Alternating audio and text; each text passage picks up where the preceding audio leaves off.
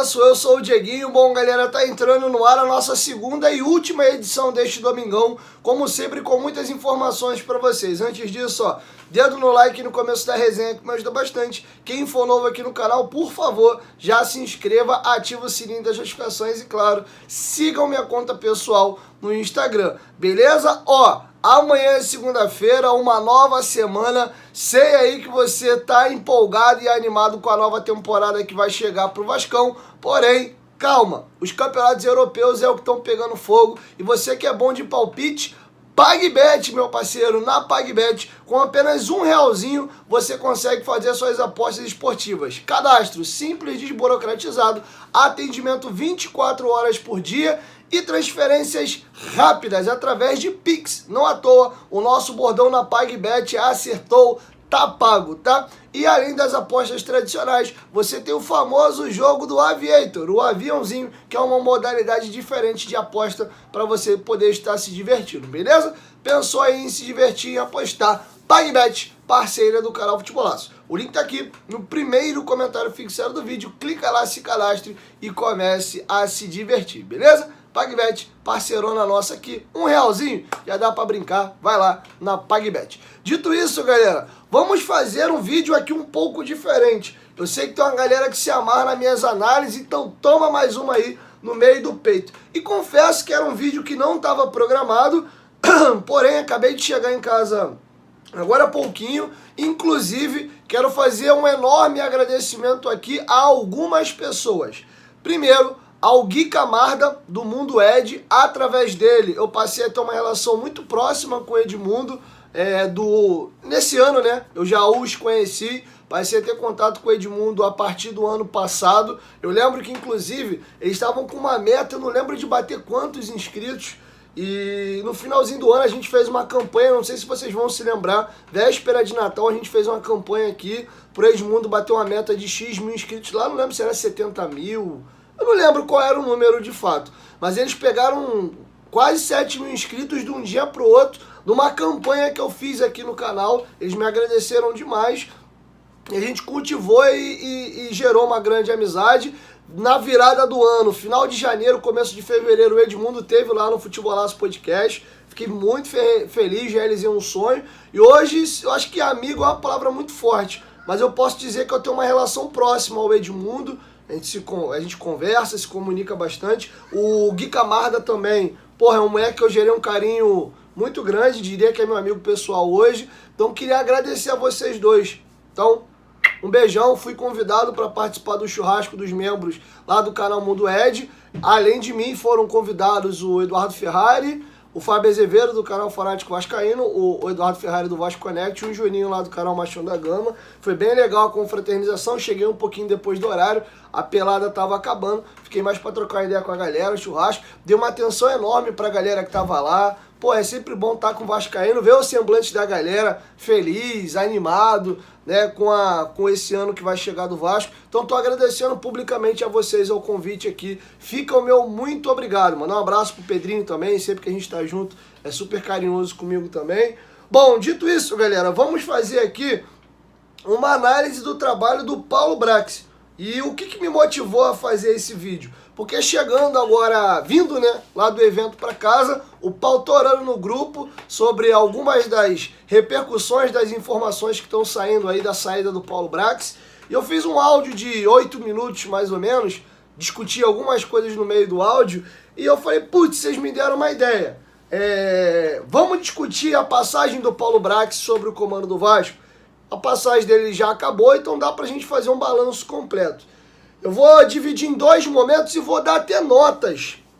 E eu não tenho zero preocupação de ser impopular. Vocês sabem que o meu compromisso é sempre com o que eu penso. Eu tive participando, inclusive, do podcast do JP Escofano lá no Fora de Jogo. E eu fiz um vídeo lá, na verdade, durante o papo, né? Eu fiz uma análise do Payet. Falei até que por mim ele não ficaria para a temporada do ano que vem.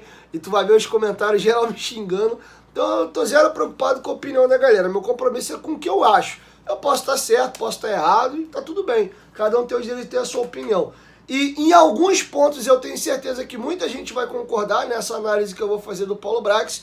Em outro aspecto, muita gente vai discordar. Primeiro, eu vou dar notas aqui, vou dividir o trabalho dele em dois momentos, e a temporada do Vasco, e eu vou argumentar por qual motivo que eu tenho essa opinião. Ponto 1. A temporada do Vasco foi uma porcaria. Foi horrível a temporada do Vasco. A gente chegou às semifinais do Carioca, obrigação. A gente foi eliminado pro Flamengo na semifinal, normal, ideológica. Hoje o Flamengo, se você volta para janeiro, a diferença... Janeiro não, abril, né? A diferença dos times era ainda maior do que é hoje. O Flamengo nos eliminou até aí normal. Porém, nesse inteirinho da eliminação da semifinal do Campeonato Carioca, a gente foi eliminado pro ABC, que foi rebaixado para a terceira divisão como lanterna da Série B. Sob hipótese alguma, a gente pode ver com bons olhos essa eliminação. Foi horripilante. E o Campeonato Brasileiro do Vasco foi muito ruim. O Vasco escapou na última rodada. Se você pega a arrancada absurda para manter o Vasco na primeira divisão e esquece o que foi feito no primeiro turno, tu vai contaminar a tua análise e vai dizer, o ano do Vasco não foi tão ruim não. Se você pega o que o Vasco gastou para poder montar esse time, o investimento que foi feito, sim, o Campeonato Brasileiro do Vasco foi horroroso. Antes da segunda janela, não sei como acabou o balanço dos clubes, na primeira janela, o Vasco foi o segundo clube brasileiro que mais investiu em compra de jogadores, ficando atrás apenas do Flamengo, tá? Então nós não poderíamos ter escapado do rebaixamento na última rodada. Porém, se você pegar o retorno, o Vasco fez uma grande campanha e o retorno do Vasco foi de 7º colocado. E aí eu pego um mix dessas coisas aqui para fazer um pouco da minha análise. A minha nota para a temporada do Vasco, nota 3. A gente escapou do rebaixamento na última rodada, foi eliminado na segunda fase da Copa do Brasil pro ABC e foi eliminado pro Flamengo na semifinal do Carioca. Não temos um bom desempenho aqui. Então a nota da temporada é 3. Agora eu vou analisar o trabalho do Paulo Brax. Uma coisa é o Vasco, outra coisa é o trabalho do Paulo Brax. Eu vou dar uma nota pro Paulo Brax aqui, meia dúzia, e eu vou explicar o porquê. Em algumas escolas e faculdades ele ia passar, em outras não. Ele tem que fazer uma avaliação suplementar, né? Dependendo da escola aí, ele ia ter que ir para recuperação. Varia muito isso aí. E deixa, antes de você me xingar, deixa eu explicar o porquê. Primeiro, por que eu acho que o trabalho dele foi mediano para ruim? Ficou um trabalho na média. E se você tem uma visão de médio e longo prazo, a gente vai colher muitos frutos um pouco desse trabalho dele em 2023, eu vou explicar.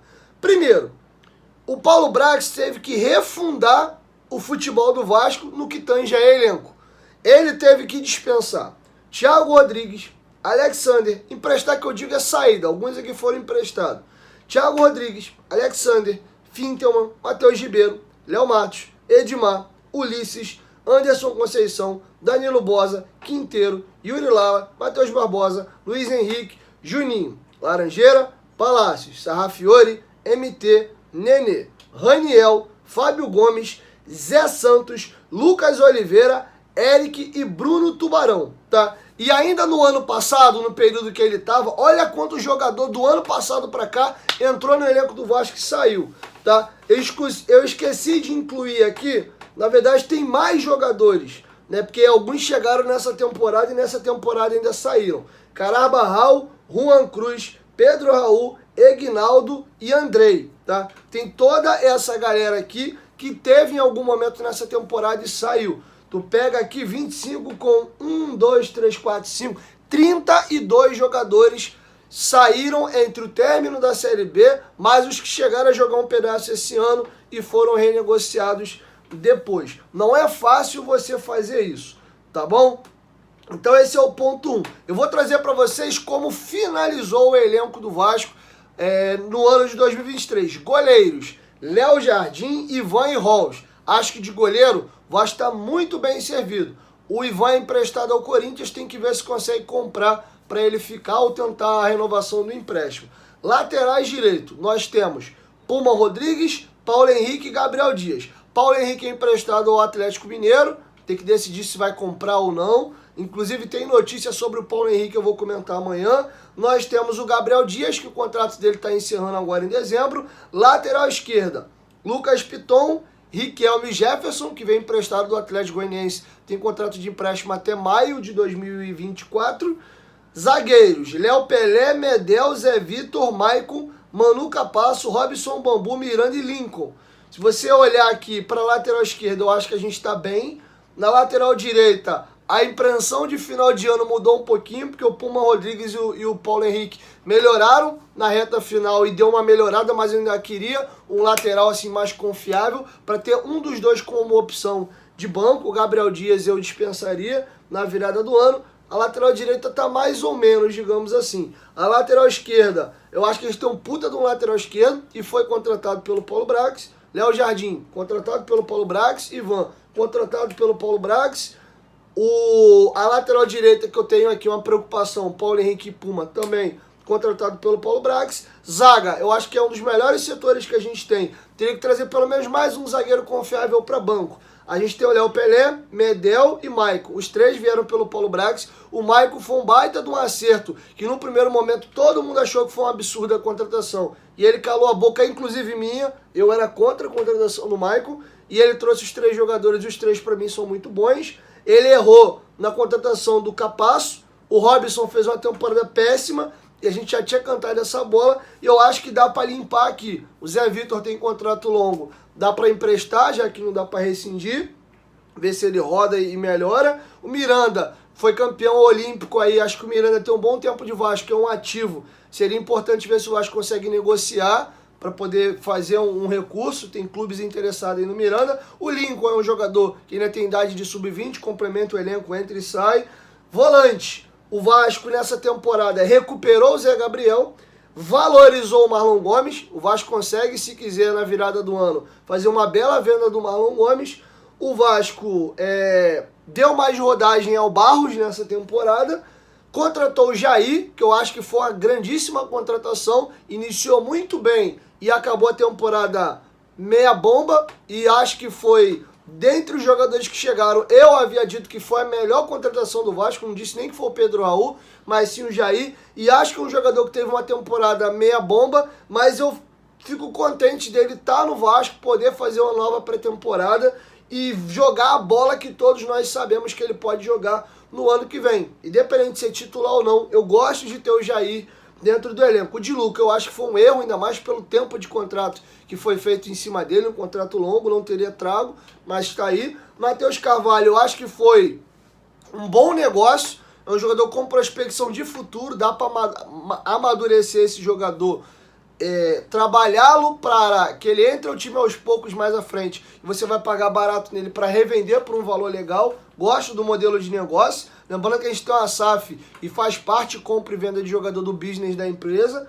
tá bom? Meias, volante meia, a gente finaliza o ano com o Prachetes, que aí tem que decidir se vai comprar ou não. Pelo Ramon Dias compra, eu sou contra o valor, 26 milhões não pago nem a pau, mas se cair bem o valor, dá para ter no elenco.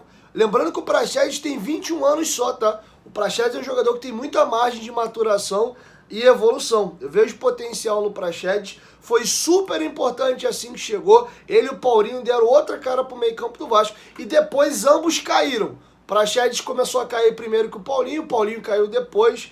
Mas enfim, eu acho que é um jogador que tem condição de agregar 26 milhões nem a pau. O Payet, que é motivo de discussão aqui, mas eu acho que é uma bela peça, eu discuto o valor, não dá para pagar 1 milhão e varada no Payet para ele jogar o que ele rende. Se ele ganhasse um salário baixo, beleza, dá para ser um titular, um reserva de luxo e tal, mas com esse salário, ano que vem ele vai ter que comer grama, senão eu sou favorável a uma saída. Acho que Sebastião Ferreira foi um erro, não gostei da contratação dele, não rendeu bem. O Verratti, porra, pique germancano, é um centroavante desconhecido e tá entregando absurdamente. Mais um atacante que o Vasco, entre aspas, revela pro futebol brasileiro.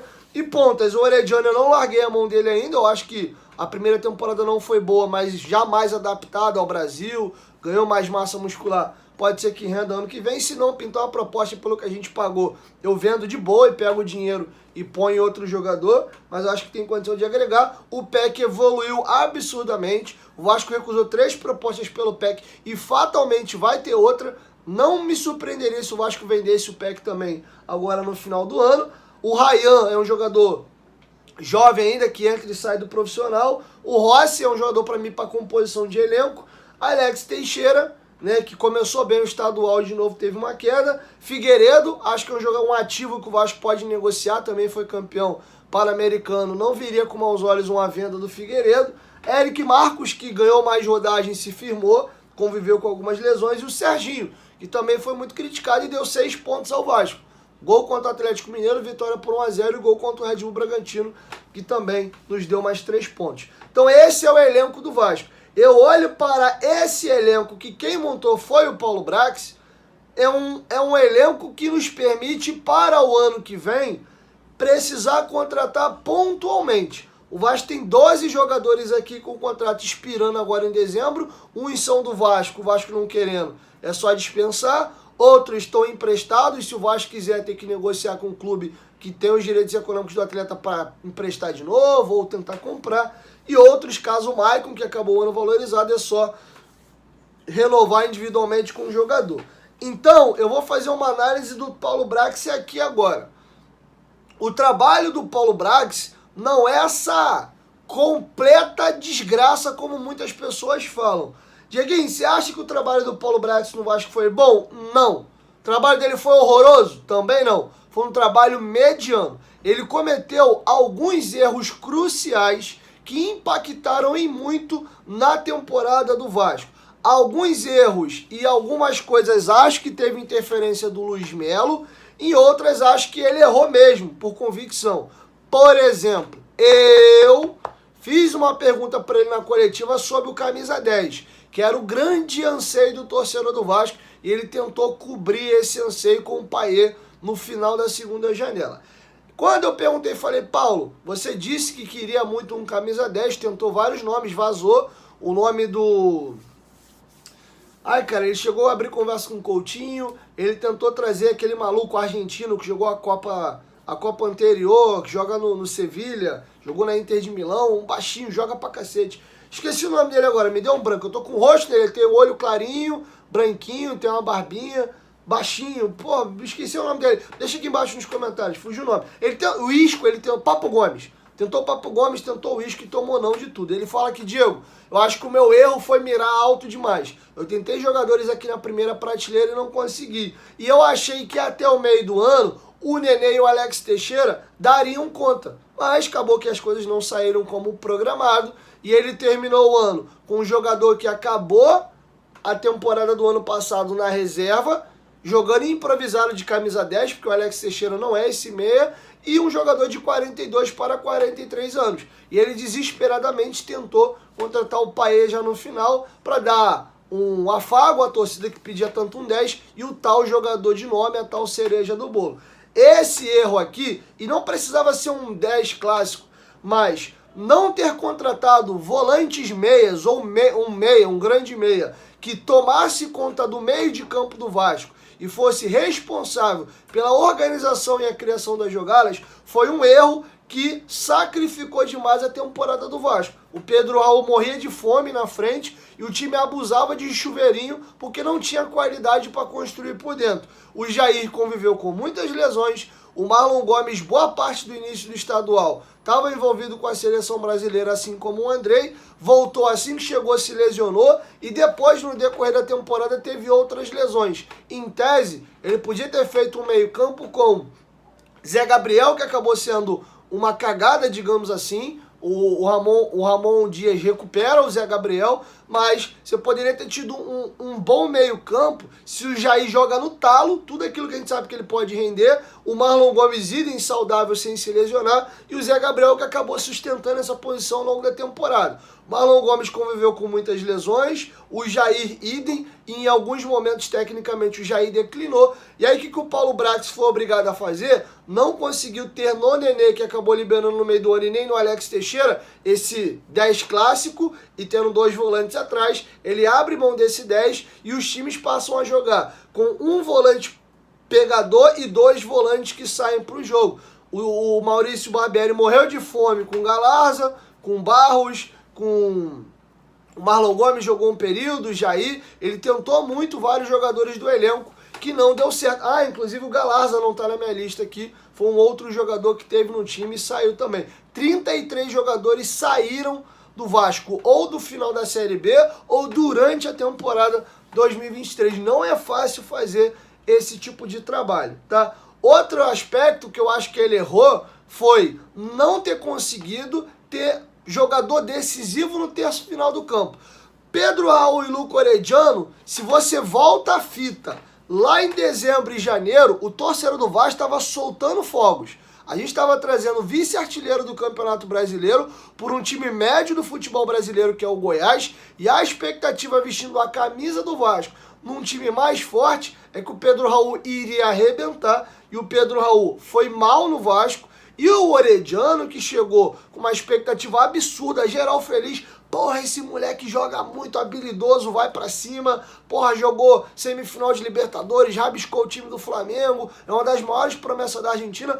Todo mundo ficou radiante com a contratação do Pedro Raul e do Orediano. Mas futebol não é ciência exata. Pedro Raul fez os golzinhos dele no estadual e teve uma queda absurda, saiu praticamente chutado daqui, e houve um mérito do Vasco de vender ele por mais que o dobro do que pagou. O Vasco recuperou o dinheiro do Pedro Raul e ainda fez lucro. O Vasco vendeu um jogador que estava escanteado, quase não jogava, por uma grana muito boa, que foi o Egnaldo. Foram 2 baitas vendas feitas no Vasco nesse ano pelo Paulo Brax. Tá? Então ele confiou que o Pedro Raul iria resolver o problema da camisa 9 e o Orediano ia resolver o problema da ponta direita. O Luco Orediano, ponta direita? É ponta direita. O Orediano foi tão mal que o Gabriel Peck, que era um jogador chutado pela torcida, tomou a vaga dele e virou o jogador mais regular naquela posição. Por um lado, já que o Orediano não performou, foi muito bom ver a evolução que o Gabriel Peck teve, acabando um ano super valorizado, cobiçadíssimo, tanto no mercado nacional como no mercado internacional. Acho que o grande erro do Paulo Brax no começo do ano, ou do Vasco, porque divide-se muito, foi o Paulo, foi a 777, foi não ter bancado o Paulinho. Vocês imaginam esse time do Vasco com Paulinho e Peck, na maioria da temporada jogando como esses pontas, num momento para o Pedro Raul e depois para o Pablo Verrete? O que o Vasco não teria entregue mais de ponto? O sufoco que o Vasco passou no primeiro turno, se nós tivéssemos o Paulinho ali, era uma outra temporada. E não ter conseguido trazer ou esse 10 ou volantes que fizessem esse tipo de jogo, sacrificaram demais a temporada do Vasco. O Léo começou super bem, o Capasso, a expectativa era que ele fizesse uma baita dupla de zaga com o Léo, um zagueiro mais rápido e um mais de jogo aéreo um pouco mais lento. O Capasso foi vice-campeão argentino, sendo zagueiro da melhor zaga do futebol argentino, o time que menos tomou gols. A expectativa na chegada do Capasso era alta, mas o Capasso foi muito mal, assim como o Puma, que fez um bom estadual e caiu demais. Vamos lembrar que futebol não é ciência exata.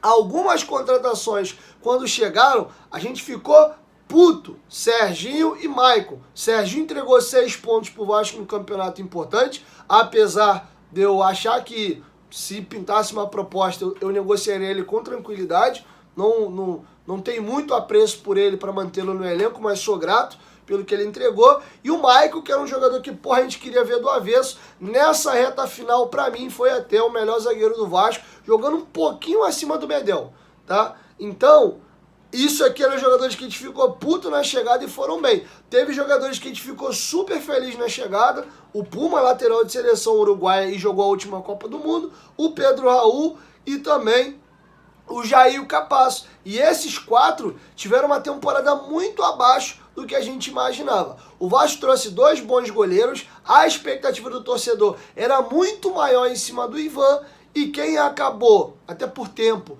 jogando um absurdo e sendo, na minha opinião, o melhor goleiro do Campeonato Brasileiro foi o Léo Jardim. Jogador esse contratado por quem? Pelo Paulo Brax, um desconhecido, um achado dos scouts do Vasco e do Paulo, que fez uma baita de uma temporada. O que eu tô querendo dizer com tudo isso aqui para vocês é o seguinte: o trabalho do Paulo Brax no Vasco foi bom? Não, porque ele demorou demais a tomar algumas decisões. Eu teria contratado o Barbieri no início do ano? Não. O meu nome favorito era o Vojvoda, ele não quis vir. Eu tentaria, desculpa ter ido no nome de mais peso. Numa reconstrução, seria legal tanto o Vasco dar um recado para o mercado, como também para o seu torcedor, ter um cara de mais estofo, mais costas largas. Mas longe de eu achar que o Barbieri, meu Deus, era o pior treinador do mundo para vir pro Vasco. Ele vinha de um grande trabalho no Red Bull Bragantino. A passagem do Barbieri no Vasco foi muito ruim. O estadual dele até foi bom, a Copa do Brasil pífia, e o brasileiro, que parece que vai ser bom, mas acaba como uma tragédia. O maior problema não foi nem tanto ter contratado o Barbieri, mas ter perdido o timing da hora de demiti-lo. Demoraram muito para demitir o Barbieri. Esticando já demais a corda, era para ele ter caído no jogo do Flamengo. Teria um gap de 10 dias ali, e para você ter calma para contratar um treinador e ter mais tempo para esse treinador conhecer o grupo para a janela e contratar. Ainda assim, demitiram só depois do jogo do Goiás, e depois do jogo do Goiás, o Vasco ainda teve o William Batista como interino em alguns jogos. Inclusive, quem vence o jogo contra o Cuiabá no estádio da Portuguesa, no Luso Brasileiro, gol de pênalti batido pelo Jair, pênalti que o Figueiredo sofreu, é o William Batista. Olha quanto tempo você perde entre Barbieri e o William Batista até a chegada do Ramon Dias. Essa bucha é do Paulo Brax. Então ele tem alguns erros. Não ter contratado ou volantes que tomariam conta desse meio campo para o time criar mais, ou um meia, camisa 10, para fazer essas jogadas. E também o problema grande que ele teve na temporada da demora na demissão do Barbieri. E algumas peças que se acreditou muito acabaram não rendendo, tá? Na segunda janela, de forma um pouco mais tardia, ele ameniza o problema dele. Ele consegue fazer contratações muito boas e contratações que no momento da contratação muitas foram criticadas. O Paulinho, quando foi anunciado, ainda com o nome de Paulinho Paula, geral caiu de pau. O Praxedes também, acabou que foi extremamente útil. Na reta final teve uma queda, mas foi importantíssimo logo assim que ele chega e vira titular. O Medel dividia opiniões, eu vi muita gente contrário. Porra, o cara já é velho, não sei o quê. E ele foi contratado inicialmente para ser volante, mas acabou que ele não se adaptou bem de volante e foi empurrado para a zaga e acertou a zaga ao lado do Léo, tá bom? E o Serginho também foi muito criticado. O Verratti chegou, era um completo desconhecido, e é um acerto, que vira acerto meio que por linhas tortas, porque a ideia inicial dele era tentar contratar o Abel Hernandes ou o Micael Araújo. O Abel Hernandes, que jogou no Fluminense, no Inter, pertencia ao Peñarol, só não foi contratado porque o Peñarol bateu o pé e não liberou sem compensação financeira. E o Micael Araújo, o Andrés Fassi segurou, porque via no Vasco um clube caloteiro. E ali ele acabou não conseguindo contratar. O Verratti estava acertado com o América Mineiro. E aí no último dia da janela o Vasco atravessa o negócio, põe um dinheiro a mais e desfaz o negócio entre o Belgrano e a equipe do América Mineiro. Então foi meio que um certo por linhas tortas. O plano A não era esse. Teve um outro jogador que eu estou tentando lembrar, que o Vasco queria outro jogador e não deu certo, acabou caindo no colo de outro jogador. Não estou tentando lembrar quem aqui, mas está me fugindo o nome.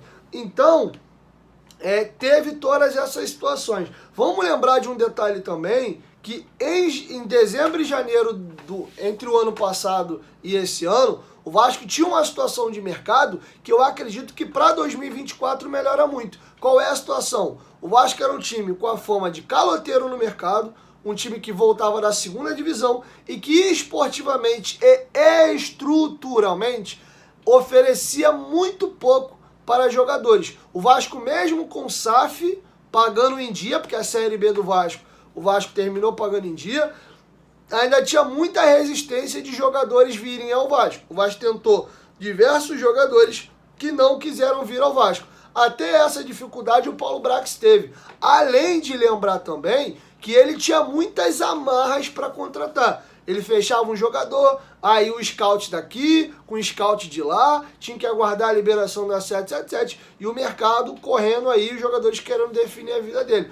O Luiz Melo, eu acho que muitas das vezes, quando ele quis fazer alguns negócios, travou, não liberou recurso e meio que o atrapalhou.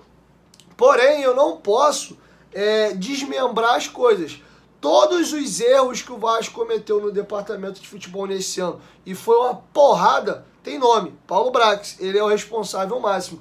Porém, vários acertos, que é ter o Léo Jardim no elenco, o Ivan no elenco, bem ou mal, o Puma Rodrigues e o Paulo Henrique, a gente pode ficar com um dos dois e conseguir alguma coisa no ano que vem. O Lucas Piton, o Léo, o Medel, o Maicon, que foi uma convicção dele, porque ninguém acreditava. Recuperar o Zé Gabriel, valorizar o Marlon Gomes, trazer o Jair, que mesmo tendo tido uma queda, eu acho que é um jogador que vai nos ajudar ano que vem. Ter contratado um desconhecido como o Paulinho, para muita gente que sonhava em ter uma grife no Vasco, o pai é esse jogador. Achar o Verret, que era um desconhecido. O Rossi, que é um jogador que é identificado com a torcida, pode agregar. O nível que subiu o Gabriel Peck. Então tem muitos acertos aqui também. Não tem só erro. Então, tirar o Paulo Brax como um tremendo horroroso e que absolutamente nada que ele fez na temporada prestou, eu acho um erro. Ah, ele foi muito bom. Porra, o trabalho dele foi excelente. Não foi. Foi um trabalho mediano. Nota 5, 5,5. Se você quiser olhar do ponto de vista do elenco que fica pro ano que vem, e como agora tá faltando pouca coisa pra gente ter um super elenco, você pode até com mais boa vontade melhorar um pouquinho a nota dele. Mas como ele errou muito em algumas tomadas de decisão, e esse erro grotesco que foi segurar demais o Barbieri, ocasionou e no Vasco quase não ficar na primeira divisão. Quem teve que resolver essa bucha foi o Ramon Dias e o seu famoso Novar Barra, tá? Então, o balanço que eu faço da passagem do Paulo Brax é esse. Eu, Diego, adoraria ter um cara de peso, de renome. Não fiquei chateado assim com a saída do Paulo, desde que venha um Rodrigo Caetano, um Alexandre Matos. Acho que a gente vai ter um executivo com mais estofo, com mais bagagem, mas também tirar o Paulo Brax pra nada, como eu vejo algumas pessoas fazendo, e que foi um completo devaneio, que ele não fez absolutamente nada que preste no ano, eu não concordo. Diria que ele teve um trabalho mediano no Vasco, um trabalho bem mediano e que deixa frutos para 2024. Quem for contratado pro ano que vem, pega meio caminho andado, tendo que fazer ajustes pontuais, tirar aqui alguns poucos jogadores em algumas posições, trocar 10 por 10, 8 por 8, é por aí que o Vasco precisa para o ano que vem. Já o Paulo Brax, durante a temporada, ele trocou pelo menos 33 jogadores e contratou outros tantos. Eu nem montei a lista aqui final de quantos ele contratou. Eu tentei que atualizar essa lista aí de quantos jogadores foram contratados. Não é fácil fazer esse tipo de trabalho. Enfim, como o meu compromisso é com o que eu penso e não necessariamente falar o que vocês querem ouvir, esse é o meu balanço do trabalho do Paulo Brax, tá? Então assim eu classifico um trabalho mediano, que teve muitos erros, mas também tiveram muitos acertos, que deixam as coisas com meio caminho andado para o ano de 2024. Mas como eu não sou dono da razão, é só a minha opinião, eu quero te ouvir. Deixa a sua opinião aqui embaixo nos comentários, beleza? 1, 2, 3, futebolaço, tamo junto, família. E amanhã eu volto com a primeira edição. Mas não me bate não, vai devagar aí com teus comentários, valeu? Tamo junto.